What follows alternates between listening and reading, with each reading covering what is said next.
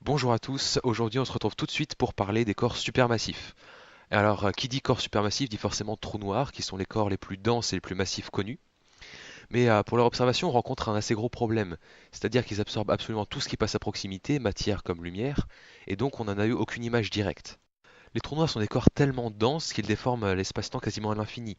On peut représenter cette déformation par un cône tourné vers le bas, qui se termine en un point, la singularité.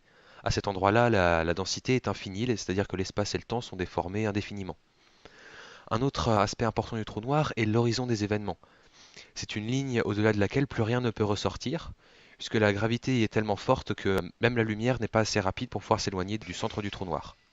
Il existe trois techniques pour détecter les trous noirs. La première est l'observation de la matière qui tourne autour du trou noir avant d'être absorbée.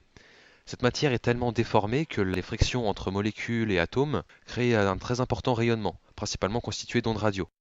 On appelle cette matière en rotation autour d'un trou noir un quasar. La deuxième méthode est l'observation de l'environnement du trou noir. Celui-ci est tellement dense qu'il exerce une très forte influence gravitationnelle sur tous les corps qui passent à proximité, dont la trajectoire sera forcément modifiée. En observant cette déviation, on peut facilement connaître l'emplacement et la masse du trou noir. La troisième méthode est l'observation du rayonnement de Hawking. Toutefois, elle n'a jamais pu être mise en application car on ne dispose pas encore d'instruments assez puissants. Régulièrement, le vide relâche une paire de particules, donc une particule et son antiparticule, qui vont instantanément se rencontrer et s'annihiler. Mais si l'une des deux particules est absorbée par le trou noir, l'autre ne pourra plus disparaître et va s'éloigner du trou noir. La troisième méthode consiste donc en l'observation de ces particules isolées. Je vais maintenant parler des lentilles gravitationnelles. Ce sont des phénomènes causés par des corps supermassifs tels que des trous noirs, des étoiles à neutrons ou des amas de galaxies. Ces corps supermassifs déforment suffisamment l'espace-temps pour que la lumière soit déviée en passant à proximité. Il devient alors difficile de connaître l'emplacement de l'astre qui a émis ces rayonnements, et l'image de cet astre sera également forcément déformée.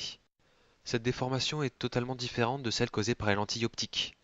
En effet, dans les lentilles gravitationnelles, la déformation maximale se produit au centre de la lentille, alors que les rayons lumineux qui passent au bord de la lentille gravitationnelle ne sont que peu déviés. La déformation peut être tellement importante que lorsque l'observateur, la lentille gravitationnelle et l'astre observé sont parfaitement alignés, l'image de l'astre ne sera plus qu'un cercle lumineux.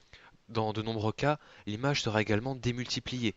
Ce phénomène peut être très important et atteindre jusqu'à une centaine d'images à partir d'un seul point objet. Il est donc très important pour les scientifiques de tenir compte des corps supermassifs qui peuvent déformer l'espace-temps dans leurs observations. Avant de conclure, j'aimerais rappeler que c'est grâce à la théorie de la relativité d'Einstein qu'on a pu comprendre ces phénomènes très complexes. Voilà, c'est tout pour aujourd'hui. Alors n'hésitez pas à laisser vos questions en commentaire si vous en avez, et on va bientôt sortir une vidéo sur le télescope Gravity qui aura pour objectif d'observer le trou noir supermassif au centre de notre galaxie. Si cette vidéo vous a plu, n'hésitez pas à vous abonner à notre chaîne, et il ne me reste plus qu'à vous dire à bientôt.